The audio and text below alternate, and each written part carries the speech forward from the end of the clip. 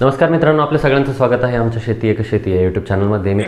मित्रांनो, राज्यातील लाखो शेतकरी बांधवांसाठी आजची बातमी खूप महत्त्वाची आणि मोठी आहे. गेल्या 4-5 वर्षांपासून जर आपण बघितलं तर निसर्गाच्या कोपामुळे आपल्याला शेतकरी जो काही आहे, शेतकरी राजा जो काही आहे, तर तो पूर्णपणे उद्ध्वस्त झाल्यासारखा दिसतोय. खास करून खरीप हंगाम 2025 मध्ये तर हद्द या ठिकाणी पार झाल्याचं आपल्याला दिसून आलं.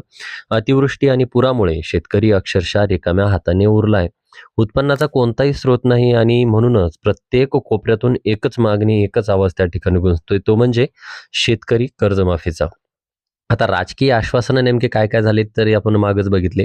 मित्रांनो, याच मागणीमुळे झालेल्या आंदोलनाची दखल घेत स्वतः मुख्यमंत्र्यांनी एक मोठं आश्वासन या ठिकाणी देऊ केलं होतं. ते म्हणजे 30 जून 2026 पूर्वी शेतकऱ्यांची कर्जमाफी केली जाईल आणि त्यालाच उपमुख्यमंत्री आणि कृषी मंत्री या दोघांनी दुजोरा दिला. म्हणजे आता फक्त आश्वासन नाही तर प्रत्यक्ष कामाला सुरुवात या ठिकाणी झाल्यासारखं आपल्याला दिसतंय. कर्जमाफीची तयारी आणि महत्त्वाचे पुरावे या ठिकाणी जमा करायला सुरुवात झालेली आहे.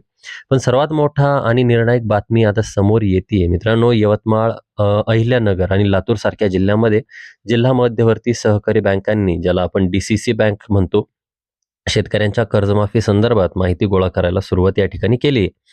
हा एक अत्यंत महत्त्वाचा संकेत आपल्याला या ठिकाणी पकडायला हरकत नाही आहे. कारण मागच्या कर्जमाफी वेळी सुद्धा अशाच प्रकारची माहिती गोळा करण्याची प्रक्रिया सुरू झालेली होती.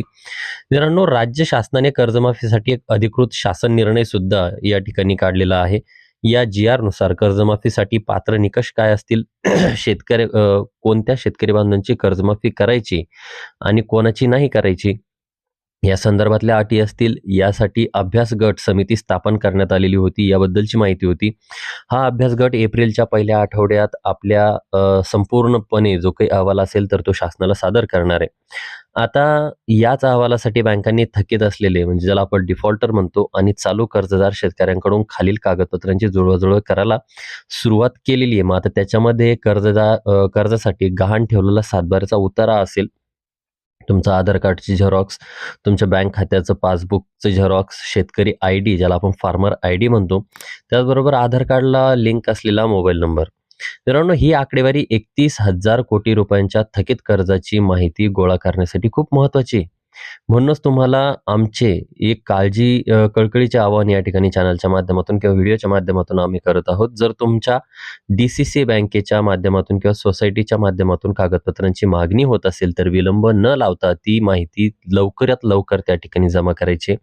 एक कायम लक्षात ठेवा मित्रांनो, कागदपत्र बँकेत जमा करायची, कुठल्याही पद्धतीचा OTP आपल्याला शेअर करायचा नाहीये.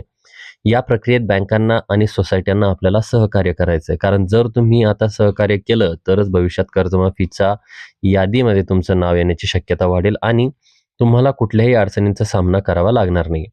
शेतकरी मित्रांनो, ही होती कर्जमाफी संदर्भातील सर्वात ताजी आणि मोठी अपडेट. ही माहिती जास्तीत जास्त शेतकरी बांधवांपर्यंत पोहोचवण्यासाठी या व्हिडिओला लाईक करा आणि नक्की शेअर करा. शेती एक शेती चॅनलला सबस्क्राईब करायला विसरू नका, जेणेकरून प्रत्येक मोठी आणि महत्त्वाची बातमी तुमच्यापर्यंत सगळ्यात आधी पोहोचवेल. धन्यवाद मित्रांनो, तुमचाच एक शेतकरी मित्र.